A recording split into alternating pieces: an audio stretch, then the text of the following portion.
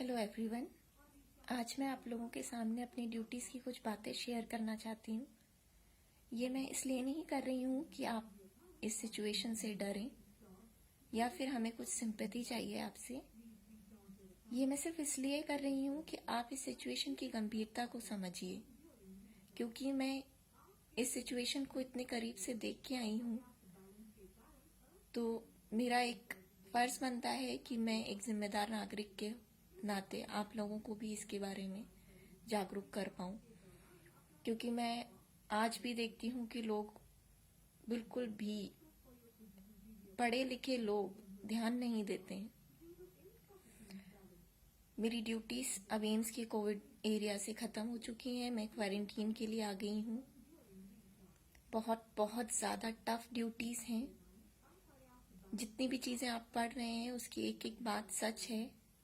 हम ड्यूटीज़ दिन रात कर रहे हैं। बहुत दिनों से सोए नहीं हैं, ढंग से खाना नहीं खा पा रहे हैं। गर्मी इतनी ज़्यादा लगती है पीपीई किट में कि उसको शब्दों में बयां नहीं किया जा सकता।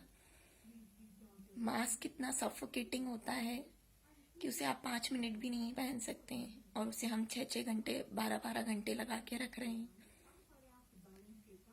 भले ही हमें सारा प्रोटेक्शन दिया जा रहा है, हम लोग बहुत ध्यान रख के ड्यूटीज़ कर रहे हैं, लेकिन फिर भी एक डर तो सभी के मन में रहता है कि कहाँ किससे क्या चूक हो जाए और वो पॉजिटिव हो जाए। ये बीमारी इतनी भयानक तो नहीं है, ये सच है, लेकिन इसका जो स्प्रेड है वो बहुत भयानक है। जहाँ तक यंग एज के पीपल की बात होती है, वो लोग बच जाते हैं इजीली, उनको बचाना इजी होता है, उनके सिम्टम्स गंभीर नहीं होते हैं। लेकिन जब छोटे बच्चे आते हैं, जब बूढ़े लोग आते हैं, तो सिचुएशंस बहुत डरावनी होने लगती हैं। मैंने देखा कि फैमिली में पापा पॉजिटिव निकल रहे हैं, फिर मम्मी पॉजिटिव आ रही हैं, फिर बच्चे आते हैं टेस्ट कराने, सुबह से लाइन में लग जाते हैं। जब उनके टेस्ट रिजल्ट्स आते हैं उतनी देर तक उन्हें होल्डिंग एरिया में रुकना पड़ता है। आप सोच नहीं सकते हैं कि उन लोगों पे क्या बीतती होगी कि हमारा रिजल्ट 24 घंटे में क्या आने वाला है। वो बेचारे तो बस ये डरते हैं कि कहीं कोरोना हो गया तो हम मर जाएंगे। ये डर आप लोगों ने अभी देखा नहीं है। जब आप ये सब देखेंगे तो शायद घर से निकलना बंद कर देंगे। ये सब कुछ सही है कि आप सोशल डिस्टेंसिंग मेंटेन करिए, मास्क पहनिए, दूरी बनाए रखिए, अननेसेसरली लोगों से नहीं मिलिए, पर ये सारी चीज़ें यंग एज जनरेशन के लिए हैं।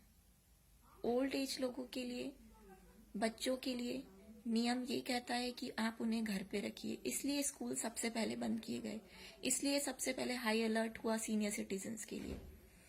पर जब मैं क्वारंटीन के लिए यहाँ आ रही थी तो मैंने देखा कि आज भी सीनियर सिटीजन्स बाहर घूम रहे हैं। बच्चे खेल ही रहे थे कॉलोनी में। आप नहीं जानते कि कौन सा एरिया हॉट एरिया में कब कन्वर्ट हो जाएगा। सिचुएशंस अभी और वर्स्ट होने वाली हैं अगर हमने ध्यान नहीं दिया तो। जो अब केसेस आ रहे हैं, नंबर ऑफ केसेस बहुत बढ़ रहे हैं। जितने नंबर ऑफ केसेस बढ़ते जाएंगे उतने उनके कॉन्टैक्ट हिस्ट्री वाले लोग बढ़ते जाएंगे। इसलिए बहुत बहुत ज़रूरी है कि आप सब घर पे रहिए। जो भी एक इंसान घर से बाहर जाता है घर की ज़रूरी चीज़ों को लाने के लिए, वो अपना पूरा ध्यान रखे। वो ये जाने कि पूरे परिवार की जिम्मेदारी उसके ऊपर है। बाहर से आने वाली सारी चीज़ों को जिस तरह से यूज़ करने बोला जा रहा है, आप प्लीज़ वैसे ही यूज़ करिए। बच्चों को मास्क ले जाके शॉप्स पे ले जाने की ज़रूरत बिल्कुल भी नहीं है आपको। सीनियर सिटीजन से तो मेरी हाथ जोड़ के रिक्वेस्ट है कि प्लीज़ घर में बैठिए, वॉक के लिए अपना टेरेस यूज़ करिए, अपने घर के कमरों को यूज़ करिए। आपको नहीं निकलना है अपने घर से। आपने अभी अभी केस सुना होगा कि कल ही डॉक्टर हेड्डा की डेथ हो चुकी है। बहुत बहुत अच्छे डॉक्टर थे वो, पर क्योंकि एज बहुत ज़्यादा थी उनकी तो वो सरवाइव नहीं कर पाए। काफ़ी लड़ाई करी उनकी बॉडी ने कोरोना से, लेकिन कल उनकी डेथ हो गई। प्लीज़ इस चीज़ को समझिए और अपने आप का ध्यान रखिए, दूसरों को भी बचाइए और खुद को भी बचाइए। मास्क जो पहनता है उसको घबराहट होगी, ये मैं समझती हूँ। मौसम भी बहुत गर्म हो रहा है, लेकिन मास्क पहनना आज की ज़रूरत है। अगर आप मास्क पहनेंगे, घर से बने हुए मास्क ही अगर आप 2 लोग आपस में पहन के रखेंगे तो वायरस का काफ़ी स्प्रेड रुक सकता है। क्योंकि अब केसेस ऐसे आ रहे हैं जिनमें कोई सिम्टम्स नहीं है, तो अगर सिम्टम्स नहीं है तो वो खांसेगा नहीं, छींकेगा नहीं, तो वो इतना भयानक तरीके से तो नहीं फैला पाएगा। लेकिन जब आप उससे बात करेंगे या वो कहीं आपके आसपास खड़े होकर कुछ बात कर रहा होगा तो एटलीस्ट उसके मास्क से वो जो ड्रॉपलेट्स फॉर्मेशन है वो रुक जाएंगे। क्योंकि आप भी मास्क पहने रहेंगे तो वो ड्रॉपलेट्स आप तक रीच नहीं कर पाएंगे। तो प्लीज मास्क से अपना मुंह कवर रखिए। घर लौटने पे अपने हाथ पैर जरूर धोइए और इन सब चीजों का ध्यान रखते हुए आप अपने परिवार में भी सबका ध्यान रखिए। हॉस्पिटल का सीन इतना इतना डरावना है कि रात में 2-2 3-3 बजे रिपोर्ट्स आती हैं और हमें उन पेशेंट्स को शिफ्ट करना होता है। वो उतने ही बजे, रात के 2-3 बजे, चाहे छोटा बच्चा हो, बूढ़ा हो या कोई यंग हो, उसे हम एम्बुलेंस से वार्ड्स में शिफ्ट करते हैं। सोते नहीं है लोग, हम ड्यूटीज में हो या ना हो, हम हमेशा अपडेटेड रहते हैं अपने ग्रुप में। भूख लगना बंद हो चुकी है।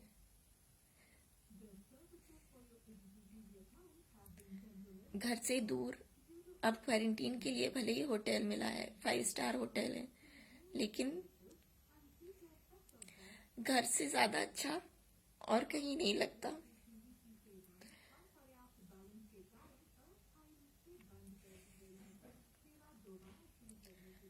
आपका तो आसमान आपका घर होता है, आपका जहान आपका घर होता है। तो कोई आपको अगर जन्नत भी देगा तो आप नहीं रहेंगे अपने परिवार वालों के बिना।